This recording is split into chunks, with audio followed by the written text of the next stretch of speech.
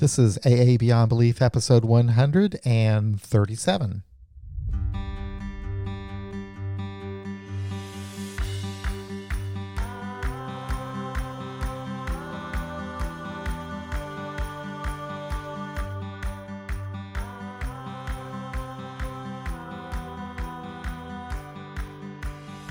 In this episode, you'll meet Kim L., who with her friend Chia started a secular Al-Anon meeting in Boise, Idaho.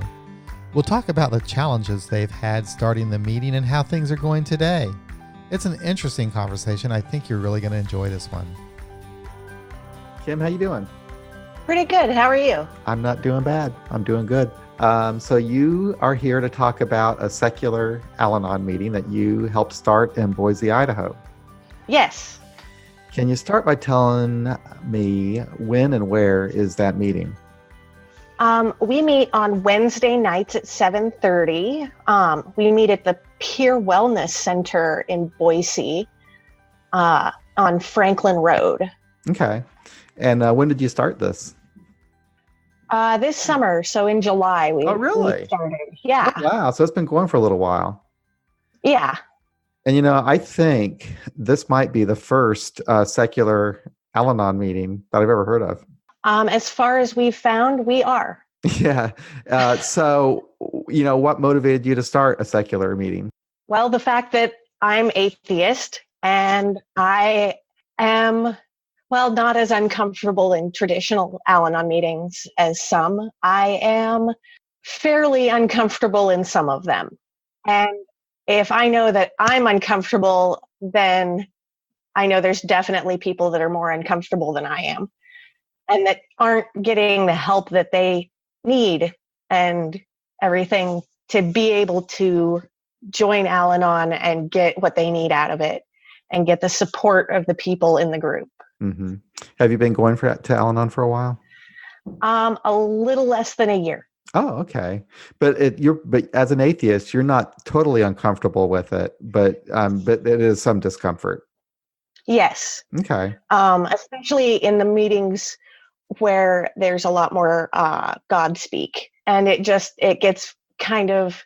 I know that it gives me the willies a little bit in some of those meetings, and I know several people who would be even more uncomfortable and they won't go to meetings because of that. Yeah, there's a lot of people in AA as well.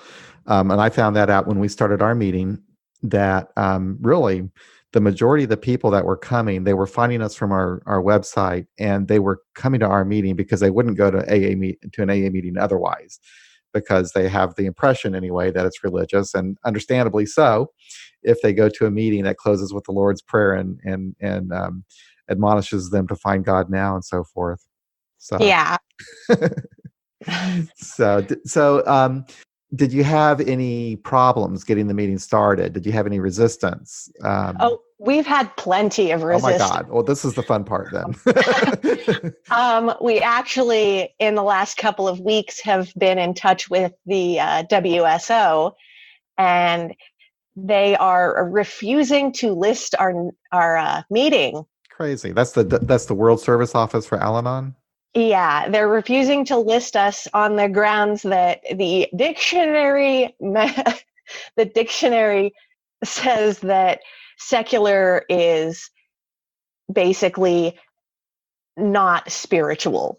Oh, okay. And Al-Anon is a, quote, spiritual thing. And I'm just like, okay, yes, the dictionary meaning of secular is not not having to do with religion, right? That's what I think. Yeah. Well, the widely accepted definition in society is that it doesn't have to do with religion in general, that it's non-religious, and that's what we're trying. The problem they have though with the definition thing with the dictionary is when you look up spiritual in the dictionary, it has relating to religion. It has, I can't remember the exact definition, but if you look it up, spirituality is kind of defined as religious quasi-religion. Yeah, and that's where we're getting hung up with them and trying to figure. And our whole thing was, okay, we wanted to let people know that even if they won't list us, and even if they won't list us locally, we can still have our meeting. We can still put the word out there that we're meeting, and we have people who are willing to help that aren't affiliated with any kind of religion.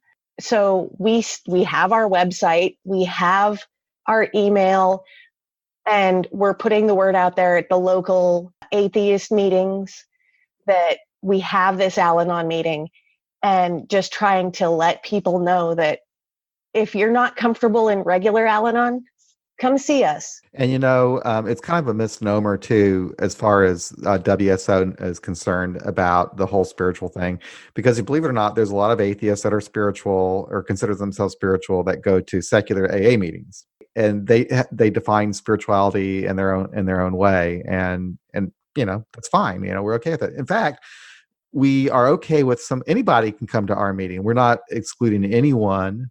You can believe anything you want. It really doesn't matter. That's the thing. But we do have, and I'm assuming that your meeting's the same way, you have a format that's set up where it just kind of takes that heavy religious tone off the table. Yeah, absolutely. So we've pretty much just taken the mention of God, especially God, big G, out of our format. And we don't open and close with the Serenity Prayer. We use the Al-Anon Declaration.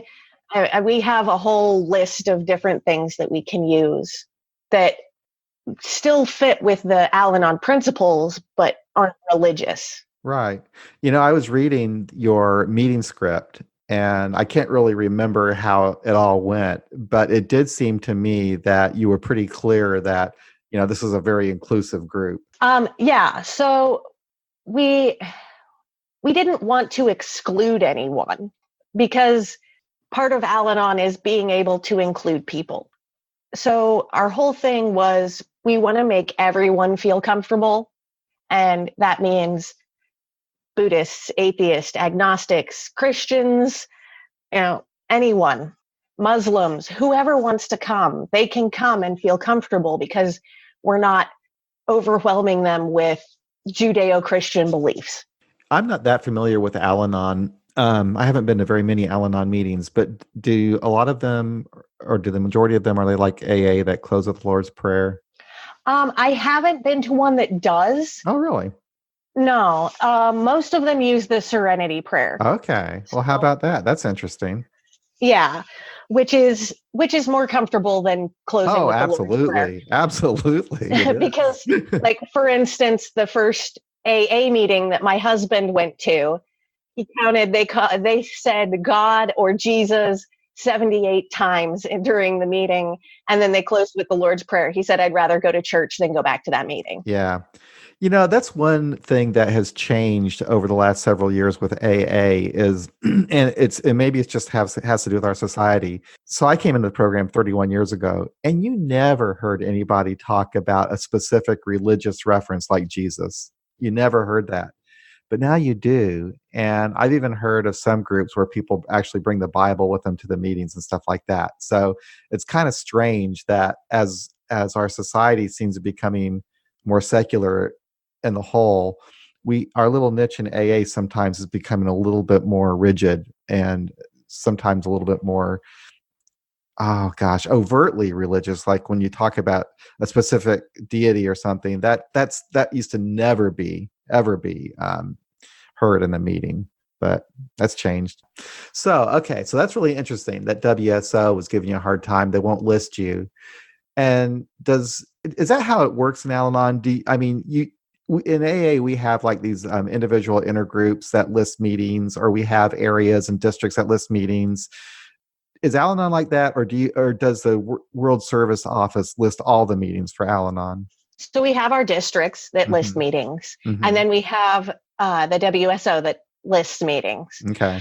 So we started with the local, with our district, and they refused. This is so on the interesting. ground. It's so interesting because every Al-Anon I've talked to other Al-Anons who have wanted to start a secular Al-Anon meeting, and all of them have told me that they've gotten resistance from Al-Anon. Yeah. So the local said basically the exact same thing that WSO said. So we tried with the local, and then recently is when we started with WSO. We were like, well, maybe if we get WSO in, then the local will just have to fall in line. And WSO was like, oh, hold on a second here. No. So we're working on that a little bit more to see how it goes. And I know, of course, that AA is a total separate fellowship, but I wonder if they stop to look at all the secular AA meetings that there are and have been for a long time. Well, and that's the thing that we've, we tried to say something to local, especially. I said, did you know that we have at least 2 atheist agnostic meetings every week for the AA? And they were like, oh, no, I didn't know that. And I said, well, they do. And they were like, oh, okay. And that was it, basically. And the big thing is that apparently there's, I guess, to not put too fine a point on it, there's pissing matches between AA and Al-Anon. Oh, I didn't know that. So, Al-Anon is really protective of their whole thing. And they don't want, I understand they don't want AA taking over it. But at the same time, their whole thing is to work in conjunction with AA.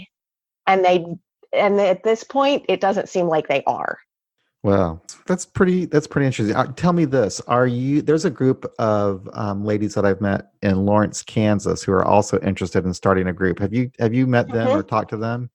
Yes, Marilyn. Yeah, I've talked to Marilyn, and we've talked to them, and they said that they were going to talk to WSO about getting their meeting listed, and I haven't heard anything. I'm going to get in touch with her this week and see. Do you know if they've started? Have they started meeting yet?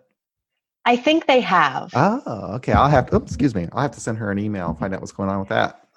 Yeah, that's really interesting. So that would be cool, though, if you had at least 2 secular Al-Anon groups out there. Yeah. And the whole thing, like Chia and I have discussed, my cohort, she and I have discussed. Like I said, if we start and just do our meeting, local and WSO aside, and just let people know we're out there, if we get enough people going to secular meetings, then we have that to show WSO and the local districts that, hey, we've got all of these people who aren't comfortable in the standard meetings, and they need the help that Al-Anon gives, just not in the way that you've been giving it. Let's try this.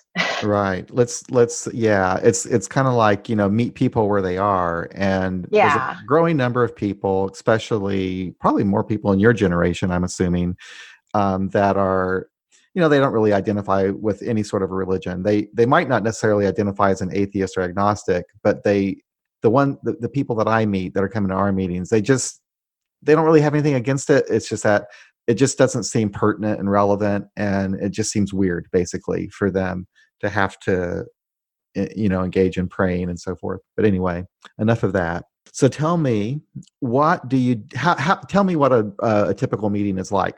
Well, it's not that much different from standard Al-Anon. So we start our meeting, welcome.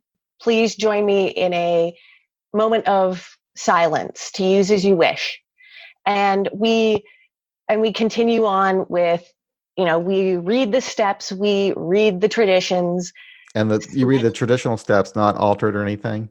No, we did slightly alter them so that they don't have God in them. Oh, how about that? Okay. But it does mention higher power, because anything can be your higher power. So it's just Now that's been a sticking point in AA, by the way. Any groups that have altered the steps, but actually we've kind of had a little lawsuit in Canada over that, which kind of settled it anyway. Wow. Continue. Yeah. As far as I know, they haven't had that problem here. Yeah, but what happened in Canada, if you're not familiar with the story, but in Toronto, the agnostic groups there, they wrote their own damn steps, and they would read them at all their meetings. They're quite happy with them, and they would post them on their website and everything. And their meetings were doing just great, and they were listed with the Toronto intergroup for a long time without any problem. But then all of a sudden, a new group of people started managing the Toronto intergroup, and they decided that they had to unlist these agnostic groups in Toronto because they were, they changed the steps and all this kind of stuff. Anyway, so a lawsuit ensued. One of the people that was going to the agnostic groups sued because they said that, on grounds of he sued through the Human Rights Tribunal in Canada and in Ontario, and it was basically that his human rights were being violated because the Toronto intergroup wasn't making a reasonable accommodation for people, for non-believers, to have their own meeting their own way. And unbelievably, the defense of the Toronto intergroup was to be an AA group, you had to profess a belief in God and work the steps as written, blah, blah, blah. Anyway, it was crazy, but they finally settled, and the Toronto intergroup had to list the AA groups. And I think the settlement was they just had to affirm that something about the 12 steps, affirm and acknowledge the original 12 steps, whatever. Anyway, long story, but yeah, there was a little lawsuit. Yeah. Well, and that's the thing is that we do mention that they've been changed a little bit from the originals. There's all of the literature is all standard Al-Anon. There's nothing agnostic or atheist for Al-Anon literature. So pretty much everywhere you turn, you get the standard 12 steps and 12 traditions anyway. But yeah, so we've edited them a little bit, but not a whole lot. When you talk about the literature, and I'm not that familiar with the Al-Anon literature, but I've had an Al-Anon on our podcast before, and she's an AA member, but she gets more benefit out of Al-Anon, and she says she really likes the Al-Anon literature. She says it's more up to date, and she thought it was less religiously oriented, like the AA literature, which is really old. Is that true? I have noticed that, yeah. So in particular, there's one book, Paths to Recovery, and there is a section in, I think, the second step that talks about how this woman, it's her story, and she talks about how she was very uncomfortable with the fact that all of the God, and I'm atheist, I'm agnostic, I don't understand why I have to profess belief in this God that I don't believe in. And then kind of realizing that it's like, oh, anything could be my higher power, and kind of recognizing that and reconciling it with her own beliefs. And so they do have kind of those mentions in the books, which is nice, but there's still a lot of standard religiousness. Well, in AA, it's really bad, the literature anyway, because, well, the big book was written in 1939, and that's what most of the groups use. And it's not, the language that, of course, is old, it's dated, it's written by men and from that perspective. So it has a real paternalistic feel to it. In fact, even the chapter to the wives that Lois Wilson was supposed to write, of course, was written by Bill Wilson. Yeah. So it's just awful. And so we can't really use it. So we do use alternative literature, and we happen to have a lot of it. But AA, you have that right. You can use alternative literature in your meetings if you want to. Not everybody knows that or agrees with that or understands it, but we can. And we do at our group. That's the other thing is that, you have to use the approved Al-Anon literature, conference approved. And I know in some meetings they say not to mention anything other than conference approved Al-Anon literature. And I was like, whoa, conference approved is all well and good, but it's not the only stuff out there. And I know that, like, personally, I've adapted some of the AA readings in the atheist and agnostic stuff, I've kind of adapted them for my own use. Just kind of like, oh, this makes a lot of sense. I'm just going to adopt that. I make copies of it and just kind of stick it in with my other stuff so that I have it to reference back to.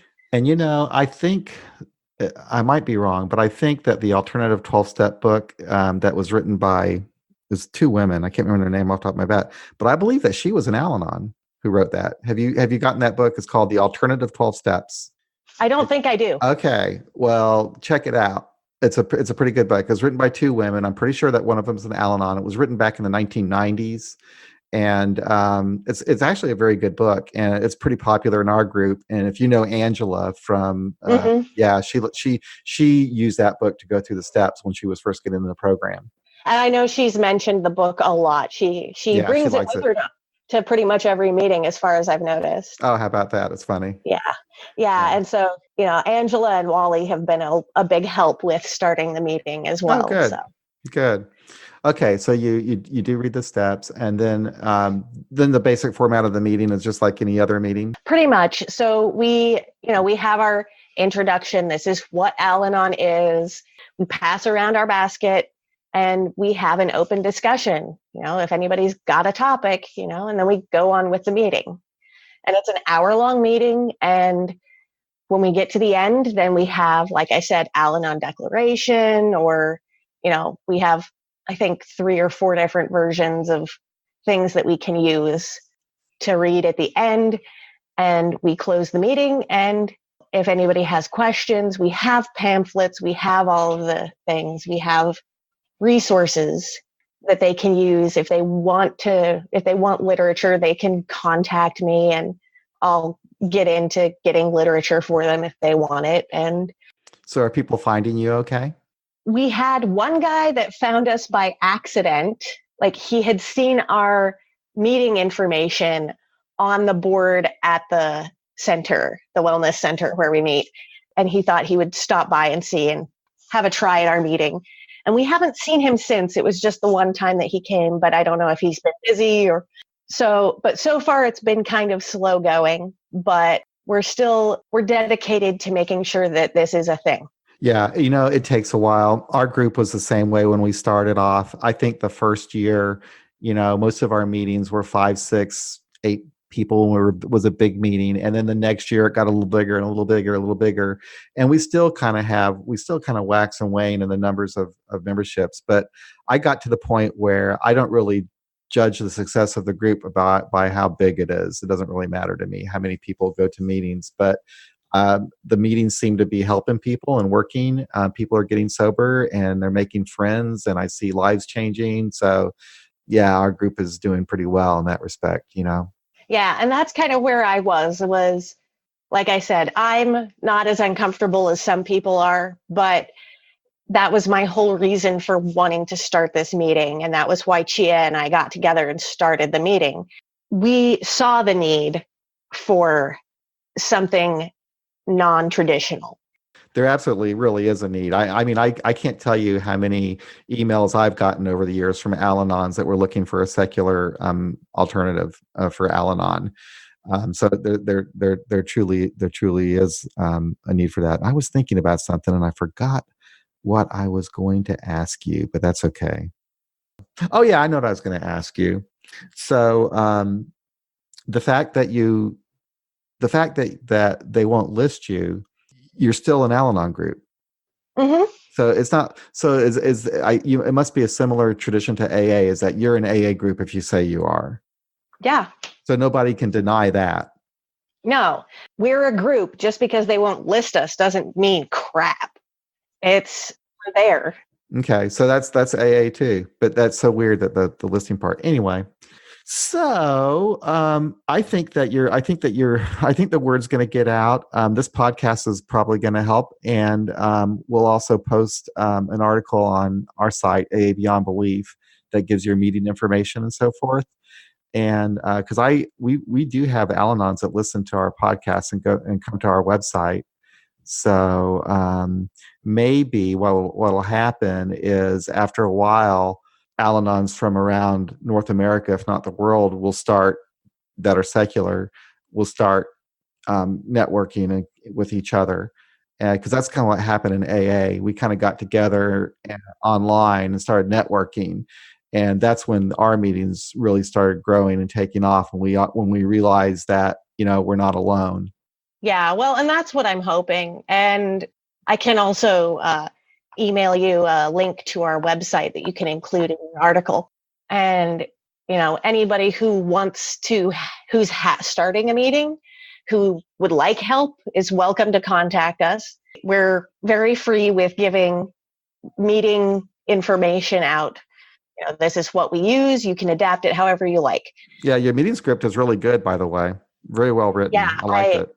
Credit for that goes pretty much all to Chia. She did the work on that for the most part. She would email me copies and, what do you think? And we do a little editing, but for the most part, it's all Chia on that end.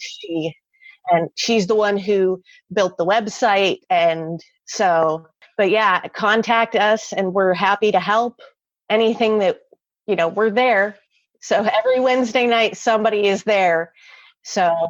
Well, this is interesting. It's been a great conversation, and thank you so much for coming on to let us know about your meeting. As time goes on, we might touch base again and see how things are going.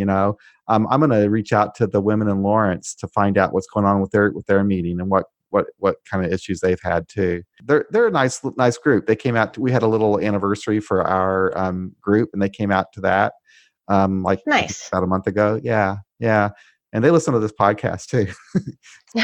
I'm glad to hear that our numbers are growing, because like I said, it's important that people know that there's help out there, even if you don't believe in God. Yeah. And too, I was going to tell this, that's another thing I was thinking about. That whole thing about having that option available. In Wichita, Kansas, there's an AA district that is wanting to start a secular AA meeting in their accessibilities committee.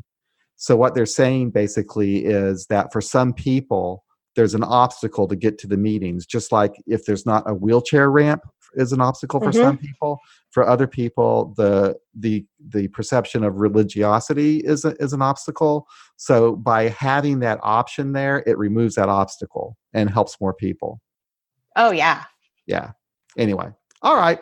Well, thanks again, Kim. I appreciate it, and best of luck to you and your group down there. And like I say, we'll be talking again, and after a while to see how things are going. Great. Thanks for having me, John. I appreciate it. And that's another episode of AA Beyond Belief. Thank you so much for listening. If you would like to help out our site and podcast, there's a couple of things you can do. First of all, go on over to iTunes and leave us a review, hopefully a favorable one. You can also help out financially with either a recurring or a one-time contribution. You can do that by setting up recurring donations at our Patreon page, which is patreon.com/AABeyondBelief, or through PayPal at paypal.me/AABeyondBelief. And you can always visit our site, aabeyondbelief.org, and click on the donate button. Thanks again for listening. We'll be back again real soon with another episode of AA Beyond Belief, the podcast.